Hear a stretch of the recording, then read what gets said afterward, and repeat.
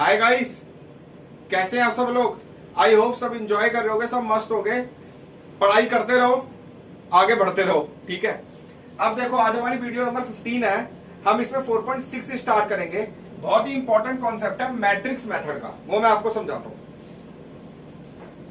पहले 2 into 2 के लिए बताता हूं।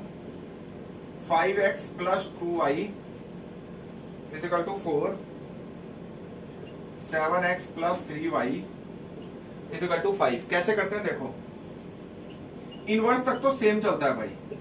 लेट ए हो जाएगा। अब देखो, पहले स्टार्टिंग कैसे होती है, जो एक्स वाई के कोफिशिएंट है वो ऐसे ही लगाओ। 5 2 7 3, 5 2 7 3, 5 2 7 3। बी आ जाएगा जो इक्वल में है 4 5। एक्स हो जाएगा वेरिएबल, जो हमारे पास वेरिएबल है एक्स और वाई। देखो, ए आ जाएगा 5 2 7 3, ऐसे ही लगाने हैं, ठीक है। बी आ जाएगा जो इक्वल में है 4 और 5। एक्स हो जाएगा वेरिएबल एक्स और वाई, ठीक है। सबसे पहले इनवर्स तक निकालो, फिर बताता हूं। देखो, पहले मैं निकालूंगा determinant. 5 3 15 minus 14, 1 not equal to 0, inverse exist, ठीक है। एडजॉइंट ऑफ ए निकालो। क्या था, इंटरचेंज साइन चेंज। तो ए इनवर्स निकालो, 1 by determinant of A into adjoint of A. तो 1 बाय डिटर्मिनेंट तो 1 है, as it is 3 minus 7 minus 2 5। ये हो गया ए इनवर्स, ठीक है। अब आगे का जो है उस वाले को कहते हैं मैट्रिक्स मेथड। तो एक्स होता है ए इनवर्स बी। एक्स क्या होता है, A inverse B. X is equal to A inverse B, ये ध्यान रखना। एक्स हो जाएगा एक्स वाई, ए इनवर्स ये रहा 3 माइनस 2 माइनस 7 5। बी क्या है 4 5, 3 4 12 माइनस 10। मल्टीप्लीकेशन आता है 2 माइनस 28 प्लस 25 माइनस 3। तो x2 y माइनस 3। तुम्हें क्या पता आंसर सही है गलत है। देखो, वेरीफाई कराता हूं। किसी भी इक्वेशन में वैल्यू रख के चेक कर लो, एलएचएस में आरएचएस मिलना चाहिए। पहली में रखो 5 into 2 plus 2 into minus 3, 10 minus 6 4 आ गया, आरएचएस मिल गई। सिंपल हो गया। दोबारा बता रहा हूं, ए मैट्रिक्स लेना है एक्स वाई के कोफिशिएंट 5 2 7 3, इसी ऑर्डर में। बी आ जाएगा 4 5 जो इक्वल में है, एक्स हो जाएगा एक्स वाई जो वेरिएबल है। डिटर्मिनेंट निकालो, एडजॉइंट निकालो, ठीक है। इनवर्स निकाल दिया। फिर x is equal to A inverse B. ये ध्यान रख लो, ये एक तरीके से मैट्रिक्स मेथड है पूरा। ये एक तरीके से मैट्रिक्स मेथड है, ठीक है। ये फॉर्मूला है पूरा मैट्रिक्स मेथड का। तो x आ गया ए इनवर्स बी, तो A inverse into B, answer verify कर लेना चाहिए।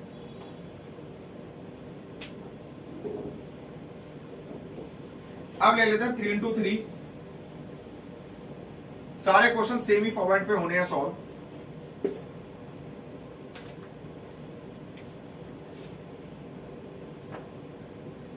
इलेवन क्वेश्चन उठा रहा हूं, थोड़ा मुझे मुश्किल दिख रहा है, ठीक है। तो 2x plus y plus z is equal to 1, x minus 2y minus z is equal to 3/2,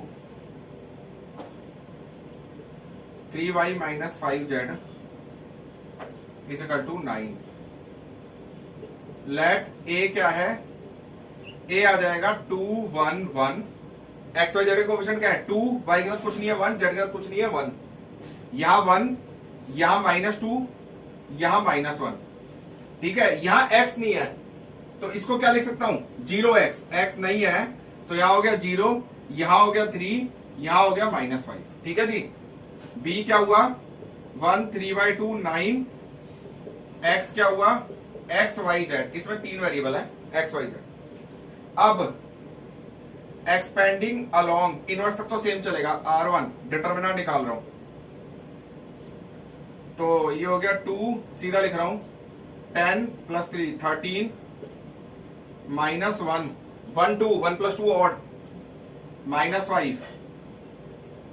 उसके बाद +1, ये हो जाएगा 3। 26 plus 5 31 34, not equal to 0, inverse exist, ठीक है जी। अब कोफैक्टर निकालो, a11 a12 a13। a11 क्या आएगा 13, A12 में पहले ही माइनस लगा दिया मैंने, तो +5 हो गया। A13 3, A21 A22 A23 A21 -5 -3 -8 +8, A22 second row second column -10 -0, A23 second row third column 6 -6, A31 third row first column -1 +2 -1 बीच में माइनस लगता है +2 1 हो गया। A32 third row second column -2 -1 -3 +3, A33 third row third column -4 -1 -5। ठीक है जी। अब cofactor कैसे लगाते हैं, देखो adjoint of A equal to, मैं तभी ऐसे लिखता हूं, डायरेक्ट उठा के लगा दो। A11 A12 A13 13 5 3 8 -10 -6 1 3 -5। अब A इनवर्स हो गया 1 बाय डिटर्मिनेंट ऑफ A, मतलब 34 इंटू एडजॉइंट ऑफ A, 13 5 3 8 -10 -6 1 3 -5। अब डाल दो x equal to A inverse B। x क्या हो गया XYZ, A इनवर्स हो गया 1 बाय 34 13 5 3 8 -10 -6 1 3 -5 इंटू B क्या है 1 3 बाय 2 9। तो हो गया 13 प्लस 13 12 25 9 34, 5 -30 बाय 2 5 -15 -10 प्लस 27 17, 3 -9 -6 -51, तो जाएगा 1 बाय 2 -3 बाय 2। तो इसका मतलब x आ गया 1, y आ गया 1 बाय 2, z आ गया -3 बाय 2। अब किसी भी एक वैल्यू में किसी भी एक इक्वेशन में तीनों वैल्यू डाल के दिखा दो। 2 इंटू 1 2 हो गया, प्लस y की जगह 1 बाय 2, z की जगह -3 बाय 2, 1 -3 -2 बाय 2, तो -1 1 आ रहा है। देख लो RHS मिल गई हमें, कुछ नहीं करना। देखो a आ गया 2 1 1 1 -2 -1 इसी ऑर्डर में, यहाँ x नहीं है तो 0 3 -5, b आ गया इक्वल वाला 1 3 बाय 2 9, x आ गया XYZ, डिटरमिनेंट निकाला, कोफैक्टर निकाल के एडजॉइंट निकाला, A इनवर्स निकाला। इसे इस चीज को लिखने को बोलते हैं मैट्रिक्स मेथड। क्या बोलते हैं? Matrix method. याद रखना x equal to A inverse B, x equal to A inverse B। अब ये चीज आती कैसे है, देखो कैसे आती है बता देता हूं। यहां तक समझ गए होगे, देखो ये बता देता हूं। ये चीज आती कैसे है, देखो भाई x equal to A inverse B आता कैसे बताता हूं। हमारे पास कंडीशन होती है ax equal to b। Starting condition क्या होती है, स्टार्टिंग कंडीशन ये होती है। अब कैसे आता है, यहां लिख लो multiplying by A inverse on both sides, multiplying by A inverse on both sides. तो क्या हो जाएगा A inverse into A into x, A inverse into B। तो A इनवर्स इंटू A क्या आ गया, बताया था A इंटू A इनवर्स या A inverse into A I हो गया। तो IX is equal to A inverse B। तो आपको बताया था AI और IA, A होता है A इंटू A इनवर्स और A inverse into A I होता है, बताया था 4.5 में। तो A inverse into A I हो गया, IX हो गया X, तो बन गया X is equal to A inverse B। मैंने तभी आपको बोला डायरेक्टली कंडीशन ही ध्यान रख लो तो कोई प्रॉब्लम ही नहीं है। ये चीज दिखानी नहीं होती कि AX is equal to B, उसके बाद multiplying by A inverse on both side नहीं दिखाना। आप ऐसे लिख के भी लिख सकते हो, AX is equal to B लिख के आप ये लिख दो, या आप डायरेक्टली ये लिख दो तो भी चलेगा। चलेगा क्या, दौड़ेगा। ठीक है, अब देखो भाई हो जाएंगे सारे question.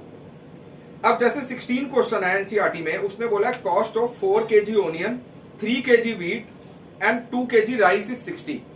4 kg onion, 3 kg wheat, 2 kg rice is 60. Let cost of 1 kg onion be x, 1 kg wheat be y, rupees y, 1 kg rice भी रुपीज z। तो पहली इक्वेशन हो गई 4x plus 3y plus 2z is equal to 60। ऐसी आप बना लोगे। तो मैंने आपको मैट्रिक्स मेथड बता दिया, अच्छे से कर लेना। ठीक है, इस क्वेश्चन के आने के पूरे चांसेस होते हैं, अच्छे से करना। फिर नेक्स्ट वीडियो में मैं मिसलेनियस खत्म करवा दूंगा और चैप्टर फिनिश, उसके बाद एक्स्ट्रा क्वेश्चन करा दूंगा। ठीक है जी, मेरी वीडियो को लाइक शेयर और सब्सक्राइब जरूर करना। Okay, good bye.